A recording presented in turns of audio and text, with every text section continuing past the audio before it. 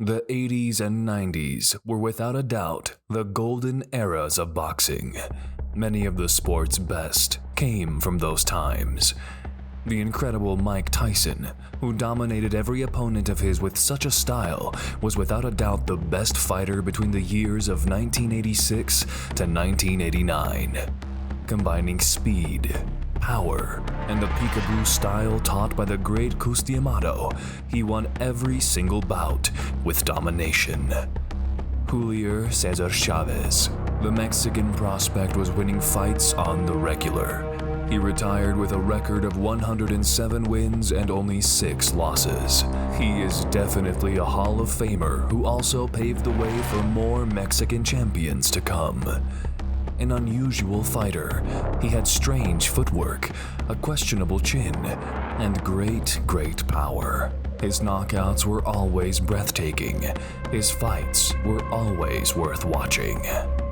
He is Roy Jones Jr. Today we will be taking a look at Roy's early life, his introduction to the boxing world, and of course, his achievements in the ring. This is Boxing Matrix. Enjoy this video. Roy Jones Jr. was born on January the 16th, 1969, in the small Florida city of Pensacola, USA. At the age of 6, young Roy began boxing under the watchful eye of his father, Roy Jones Sr., a Vietnam War veteran and small-time pro boxer. As a youngster, Jones was filled with serious potential due to a combination of physical ability, desire, and the hard training regime his father had set. In 1984, he was victorious in the 119-pound division at the U.S. National Junior Olympics. 2 years later, he won the first of the 2 National Golden Glove Awards with a win at 139 pounds, repeating the feat in the 156-pound category in 1987. He was slowly starting to catch the eyes of the promoters, who saw a bright future for this young boxer. He was selected for the United States boxing squad at the 1988 Summer Olympic Games in Seoul, South Korea, where he was involved in one of the most infamous and controversial Olympic bouts of all time. Take a look at this fight from the Olympics. Who had the best defense and who was the better stylist? That's happened several times today already. And Mikhail Franek has tied him up a couple of times. On his feet in the first round. Looked as though his lateral movement would get him away. Trouble. Round wants to take it to Jones. Hitting with the palm part of the glove. Blows only score on the white area in the glove, on the target area on the boxer.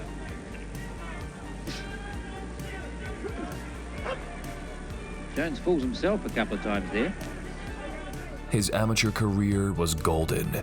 At the age of 20, he had many achievements and had seen massive success when it came to improving his skills. And so, in 1989, he knew it was time for him to turn professional and therefore get his name written in the boxing history books forever. His debut against Ricky Randall was a massive success, impressing pundits and fans alike with a 2-round knockout victory. Win after win, Jones's name was getting even bigger amongst the boxing world at the time. He was finally given a shot at the IBF middleweight belt against Bernard Hopkins. Jones had fractured one of his knuckles in the lead-up to that bout, and so had to fight Hopkins with full use of only one hand. From the onset of the bout, Jones was the quicker of the two, as his jab was able to keep Hopkins at bay. That is normally the case. Reaching Hopkins, trying to become Philadelphia's first middleweight champion ever. Would you believe it? Is gaining power. Long overhand right by Jones. Hopkins was having a bad time there, and it showed. He couldn't land that jab of his to Jones, and was facing massive hooks along with straight punches. Hopkins answers with a right hand. Roy landed the right. I don't think he's thrown a single attempted body punch. Hopkins with 2 left hooks. Again, lands the left hand in close as Hopkins chases into the ropes. Certainly the more powerful blows so far have been landed by Jones, and Gill Good right hand by Hopkins. Caught Jones coming in. Another good right hand. Another right hand by Bryant. Another good right hand. Jones seems momentarily off balance as... Well, few observers here would have expected this fight to go to a 12-round decision, but it remains mostly a boxing as he turns to that stance. Left hook.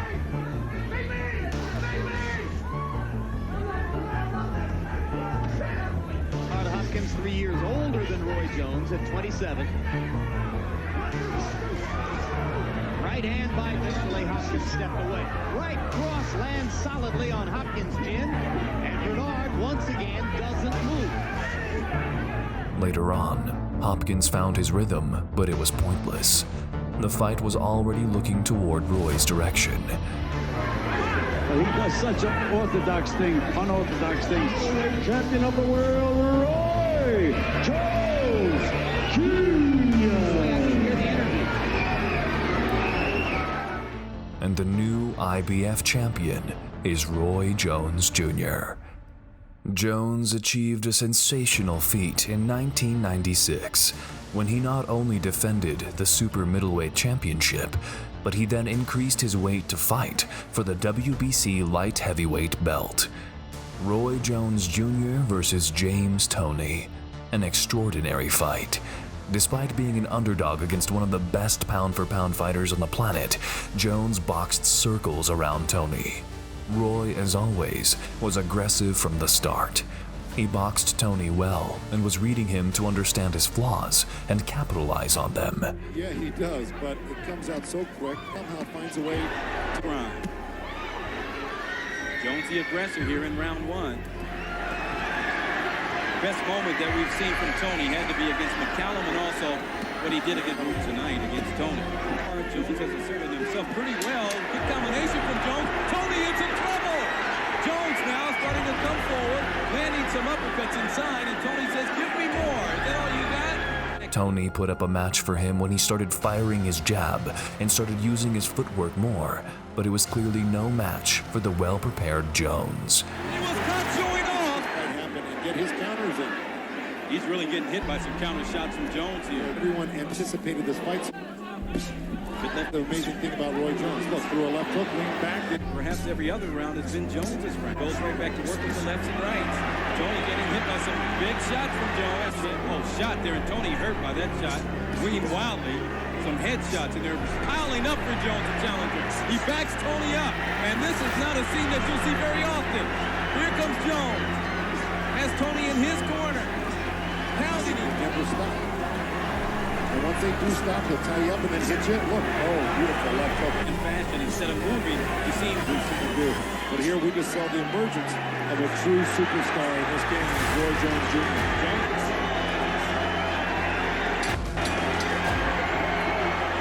It's over, and I think it's over for the champion, at least as... When the fight ended and went to the judges' scorecards, all three had different scores, all with Jones ahead. Champion of the world, Roy Jones. Negotiations between fated former heavyweight champion Buster Douglas and Jones were on the table. Sadly, they couldn't come to an agreement, and the fight quickly faded. Before unifying titles, Jones took on a big light heavyweight and former champion Virgil Hill. Many expected Jones to be overpowered by Hill. Jones was dominating the early part of the fight with his trademark lightning hand speed and combinations, and then in the fourth round came one of the more devastating body punches you could ever see. Stepping in and firing a single left. Quick left hand shot by Jones, and he lands the right over the one. See him coming out of round two, jab to the body momentarily, and Jones often is not. This guy's able to really, he's being shot by genuine, middleweight, the calves. Not enough weight behind him to Jones. Worry about the scars. Keeping his left jab in. Some damage, but he's not going to, doesn't have it. I have to expect him now. He's even using his left jab this time. Jones' right hand, Jones in. On the jab, Jones lands the left. Pop in retaliation. That momentarily strike there, fade.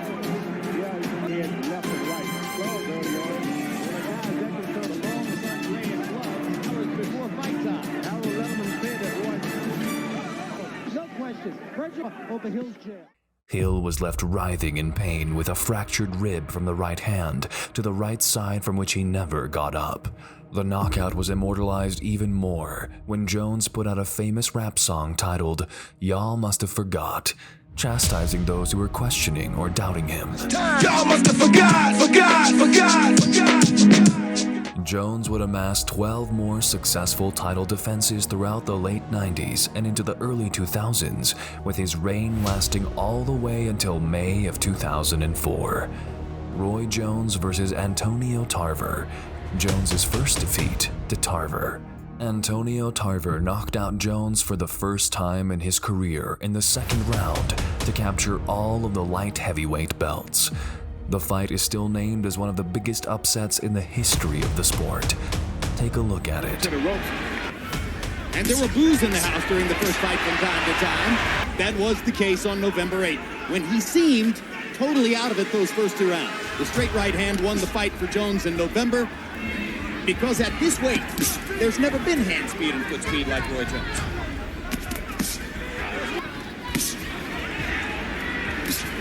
Tarver hadn't gotten off really. He's good enough to win the round, possibly, but he hasn't really been able to penetrate or find a style yet that can penetrate through Tarver effectively. Tarver lands a right hand. Good right jab. Very loyal to people who work for him and to his friends. Good man, and he's helped a lot of boxers down there. Of course, McClellan and Jones were rivals in the amateurs. The leader in the counter-punchers war, and there's a hard left hand by Antonio Tarver. Jones tries to come back with a right to the body and a right upstairs. And another right. Giving Roy problems. Roy has not found a way still to get a sustained attack against him. And down goes Jones on a hard left hand. And that is the most that Roy Jones has ever been hurt. Only Lou DeVal ever knocked him down. Jones may not get up. And he makes...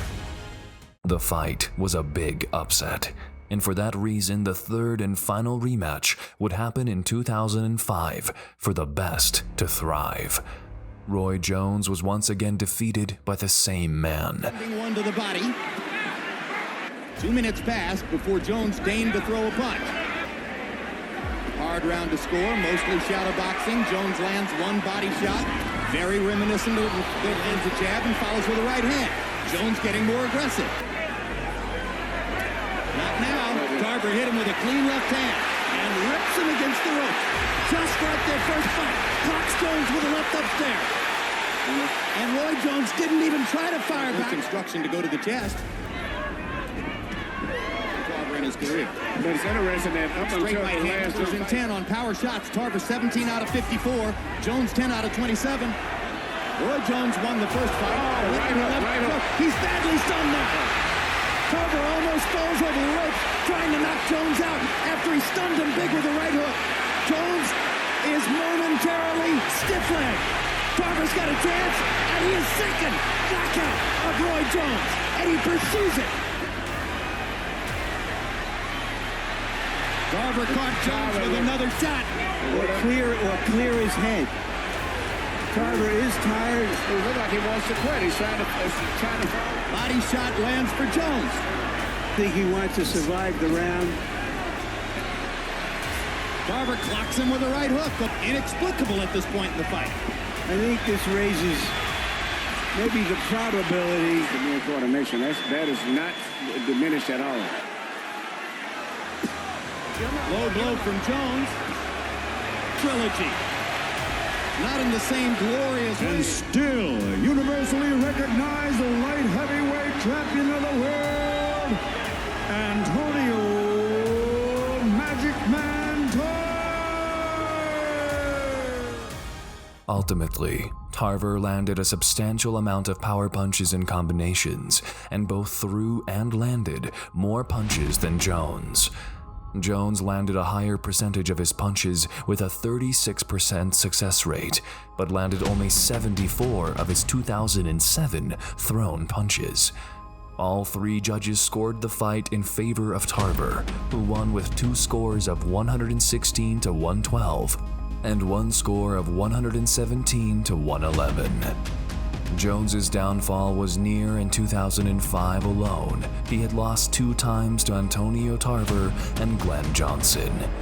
After wins over two unimpressive opponents, Jones won a unanimous decision over former welterweight champion Felix Trinidad on January the 19th, 2008. They're blown out in some way.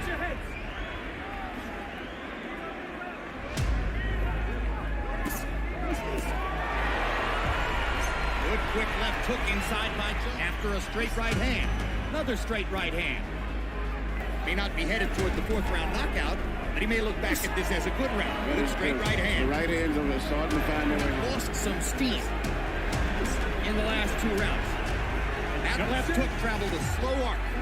Jones seems to have lost some respect for their power, which could be dangerous for him. Good left hook to the body by Trinidad there. They're landing with thoughts those hooks to the body. Hard right hand by Jones. Combination which he's capable of delivering. Now the left hook gets through for Felix Trinidad. Yes, it is. He's not going to take no for an answer on that left hook. I've given maybe a round or two. I think you could argue 2 rounds to Trinidad, but I think He's got 50% on offense and 50% on defense now, even at this stage. It looked as though he had to take a rest for about 45 seconds away to create space. As Jones is about to say, why? Yeah. Because Murchison is a no-ego guy. No, he works very, very, very good. he was the fastest fighter I've ever seen. He had tremendous... Jones comes forward. He's a terrific fighter. The early rest. Big right hand by Jones. And another.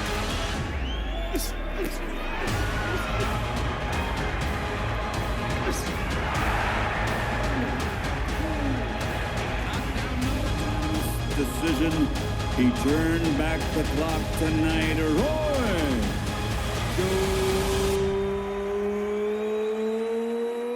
Jones Jr. His winning streak was short-lived, however, as he was easily defeated by Welsh boxer Joe Calzaghe the following November. Jones bounced back to win 2 consecutive contests, but he then entered into a 3-bout losing streak between December 2009 and May 2011, which included a loss to Hopkins that came 17 years after their first fight. A guy that was named the fighter of the decade in the 90s was for sure one of the biggest names boxing had to offer. He had one of the biggest title defenses, and he for sure got the respect he deserved. Roy Jones Jr., a boxer who paved the way for more like him to come. This is Boxing Matrix. Thank you for watching.